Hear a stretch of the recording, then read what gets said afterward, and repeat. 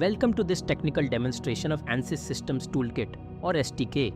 In today's session, we are going to explore how to transition smoothly from basic orbital scenario setup to high-fidelity, physics-based spacecraft attitude co-simulation. We begin inside a standard digital mission environment, where our central body is fully rendered.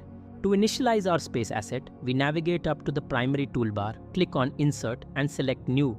This launches the central Insert STK Objects dialog window. STK offers multiple methods to build out an operational scenario, ranging from analytical propagation models to direct database queries. From the object list on the left, we select Satellite. On the right-hand panel, rather than manually defining the orbit from scratch using classical orbital elements and propagation parameters, we instead choose the option labeled From Standard Object Database. This approach allows STK to directly connect with verified and continuously updated global satellite catalogs. Engineers can rapidly initialize operationally accurate mission assets while significantly reducing manual setup time and minimizing configuration errors during early scenario development. In the query interface, we input our specific catalog ID or naming convention to isolate the asset. Once the system cross-references and populates the database match, we select our target satellite. Clicking Insert automatically pulls down the real-time ephemeris and data structure directly into our current timeline. With the asset successfully imported, STK immediately calculates and projects its orbital trajectories and ground tracks onto the 3D map. This allows for instant visual validation of line-of-sight geometries and regional coverage. To begin deeper engineering adjustments, we right-click our newly populated object in the browser and open its Properties panel. The Properties panel serves as the primary engineering control center for this specific space asset.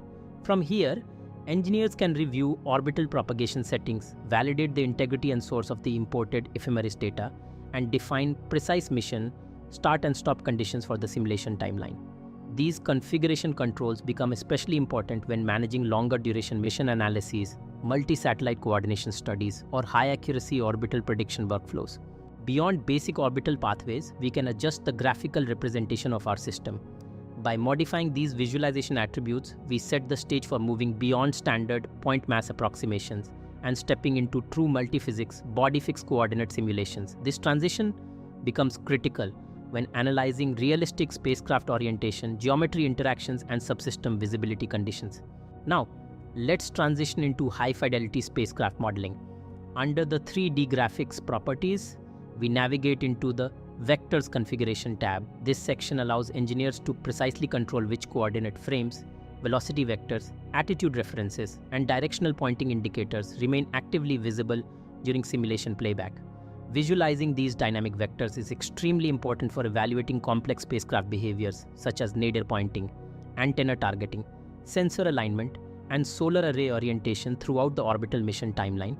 To ensure that our digital twin more accurately reflects the real physical spacecraft, we now replace the generic orbital marker with a highly detailed 3D CAD geometry model, complete with structural components, antennas, and deployable solar arrays.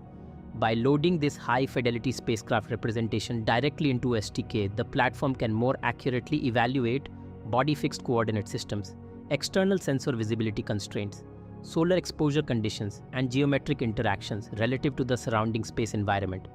This significantly improves mission realism during advanced attitude and operational analysis. Next, we delve into the core dynamics of the system by launching the Attitude Simulator. This workspace allows engineers to configure complex rotational kinematics.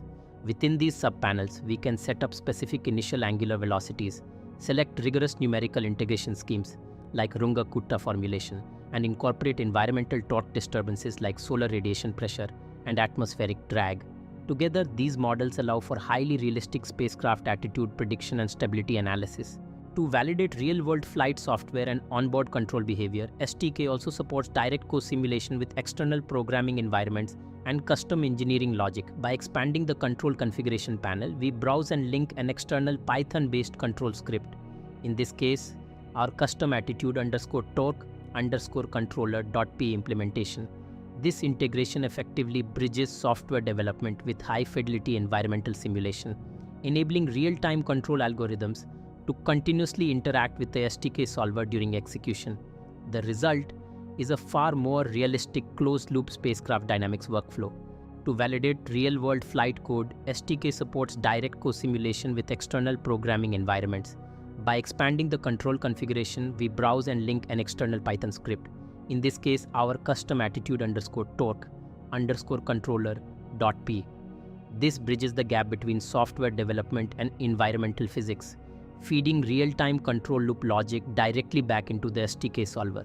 This seamless workflow demonstrates the power of Ansys STK for end-to-end mission design.